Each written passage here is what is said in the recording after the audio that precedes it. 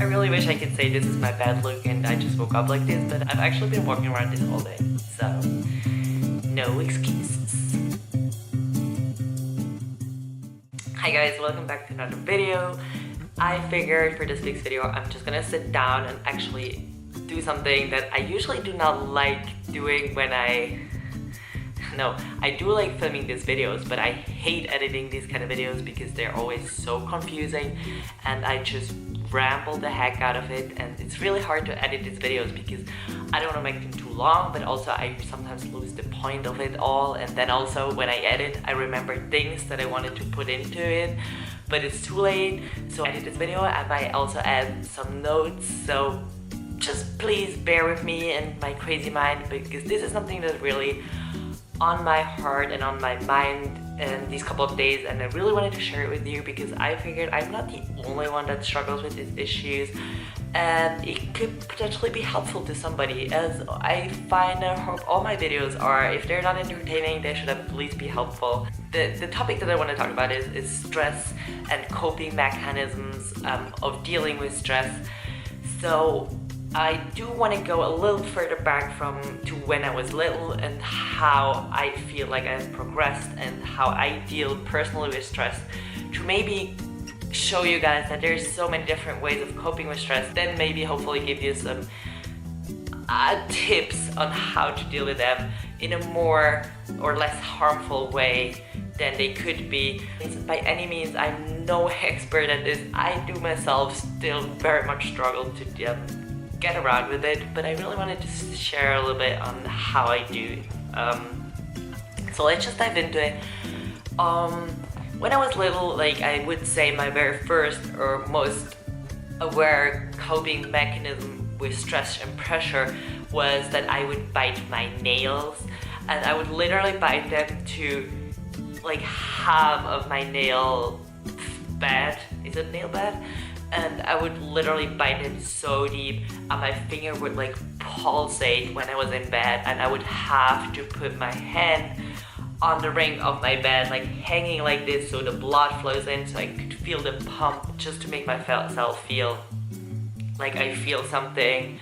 And it's really creepy because looking back, this is probably where it all started.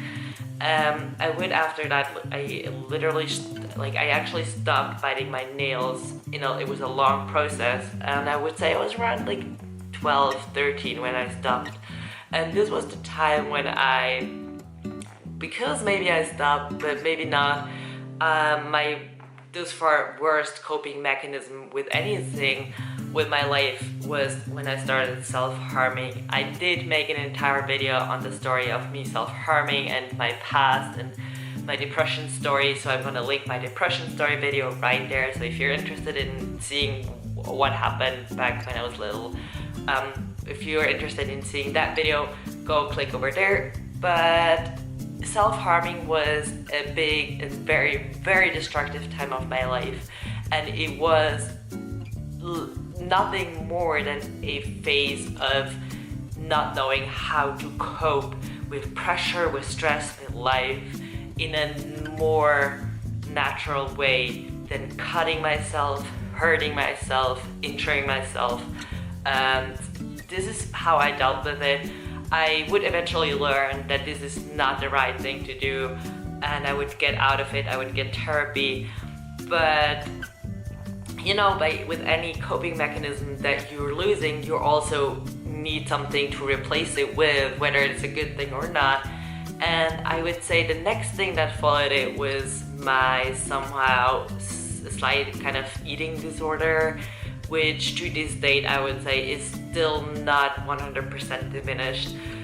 Maybe because of the fact that I do bodybuilding, which is a very, very narrow road between dieting healthily and not falling back into an eating disorder. But this would be an entire another video. I'm not going deeper into that. If you wanted me to go deeper into that, leave it, tell me down below, and I may gonna do a video on this topic specifically. But what I want to say is that I did have these issues with my eating habits, which also I know a lot of puberty girls in puberty do struggle with. And I would then say that after I had my eating under control to a certain amount is because I started training. I fell in love with weightlifting, and weightlifting was my kind of go-to when I was not feeling myself. If I wasn't feeling okay, I would just go to the gym. I could completely turn my mind off of everything, focus on training, and it was my outlet at this point. And then again, I reached a point where I'd been training for so long already that it wasn't just an outlet, it has become such a big habit that I needed something besides that habit as an actual outlet. And the reason why I do this video is because this is something that really just happened probably most recently. I think dealing with stress during my last prep was me having not only some binge attacks, but also having a severe rebound. I know I've gotten a lot of comments on this topic, and I don't want to not want to talk about this too deeply, but I would really say and agree when people say that this rebound that I had post-show was definitely some sort of me not knowing how to deal with life. And I put so much onto hold during my competition prep that the day my last show was over, I just didn't know how to deal with all these emotions that were put on hold for so long. So I would just go back to the struggle of eating and food and have a severe rebound. Now that this had become like less of an issue, and I would find myself learning how to deal with eating properly and filling myself properly, and again training and reaching a goal. In the last couple of weeks, I have developed some more coping mechanisms that are not healthy, that I'm not proud of, but I do want to share them with you because it took me a while to realize that this is not a good thing to do, and this is something that is hurting me and hurting my soul, whether I realize it or not.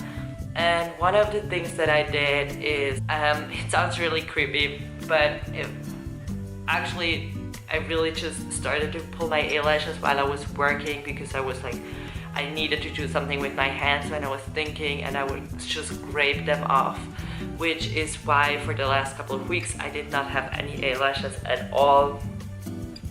So that was the thing, and when I realized that, I decided not to do my eyelashes again and just leave them basically naked for as long as I could. I just got my eyelashes done an hour ago because I have a wedding to attend tomorrow and I want to look a little bit pretty. So I decided that now that I'm actually aware of this issue, I may be able to deal with it a little better. If it doesn't work, I will not get them done again. It's nice to have the eyelashes, but it's not worth it if I pick up these self-destructive habits. But after I start realizing that I pulled my eyelashes and I scraped them off, I would eventually stop and trying to find other ways to cope. And I want to get into, now that I've rambled for about 10 minutes, I want to get into the few things that I learned for myself that could be valuable and relevant for you on how I deal with these kind of situations when I feel like life is just getting too much, like the water is here, it's so up to my neck. It's hard to breathe, it's hard to focus because there's so much things and I don't know where to start with things and how to prioritize things.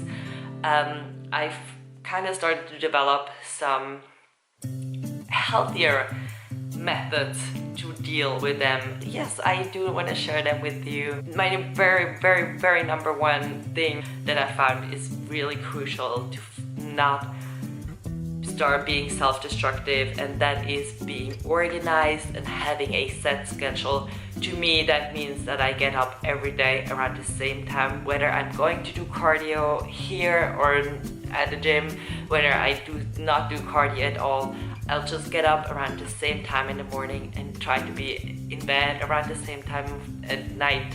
So I have a rhythm and my body has some kind of a flow and it doesn't feel confused when everything changes on a daily. And I do find having this very set rhythm kind of gives me a structure to life in general, and that structure from my daily pattern paired with this notebook and all my notes I've written down really helped me to know where I'm going, what my goals are, what has to be done at what priority. I'm constantly drawing stuff, I am scribbling stuff, I'm writing things down that I have to remember. I write things down that come pop to my mind but are not relevant to the thing that I'm currently working on. So this way, at the end of the night, I can look at this paper and kind of start scratching things together that are relevant. And what I do with all of the stuff that I gather throughout the day and let out, I'll pick up my notebook and I write everything down. It's maybe like 1 or 2 pages a day with all the things that I need to do first thing in the morning the next day, what is priority, second priority for like during lunch, and just get a daily to-do list set before I leave work, so I know when I come in next day, I know everything is already settled and I know where to pick up and I know where to start working. So this is something that I find really helped me get my life organized.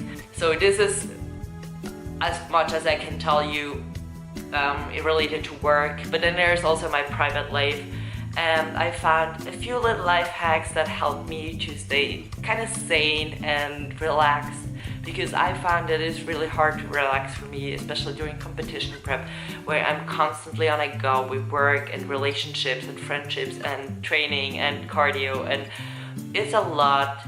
I love it, I'm not complaining by any means, but it's a lot.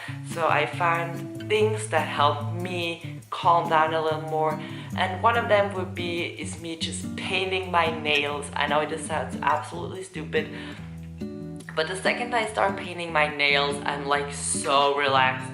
I would listen to some music or watch a YouTube video or listen to a podcast, and I would just paint my nails and then again. And this is really something that helped me so much, and it's so simple and it costs you nothing.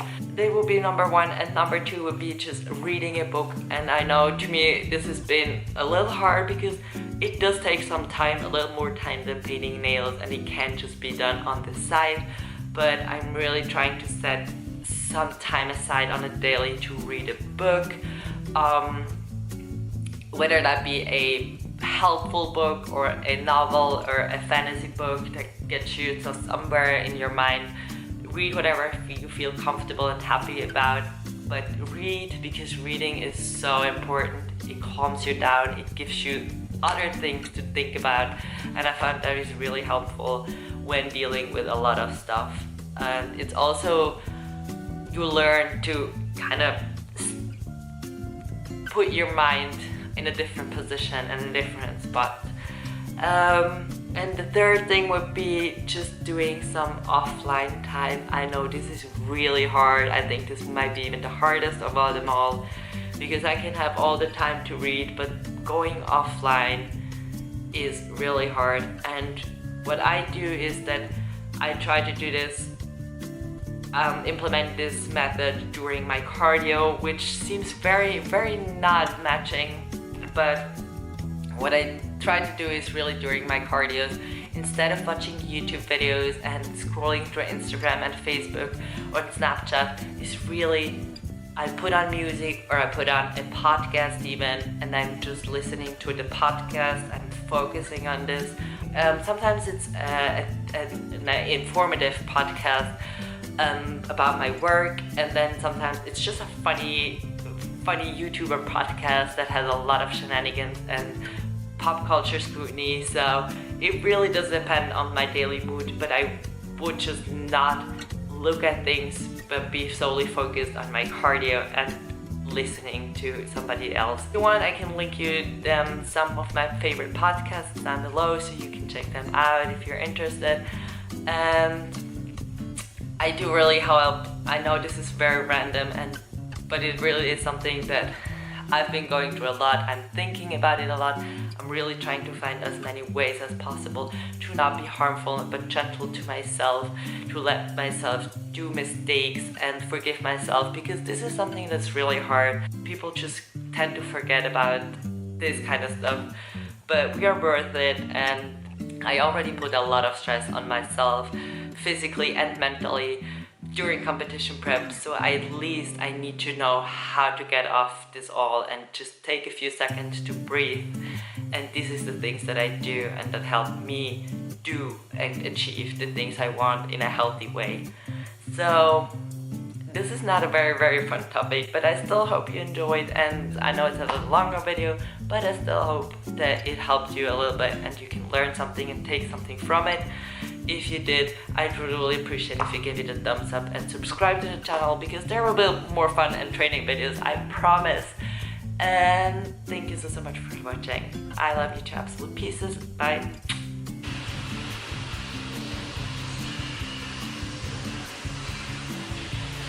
Try to show you. Let me just try to show you what I'm wearing. So this is the dress. This is all you get with my hair. This is the wipes. And these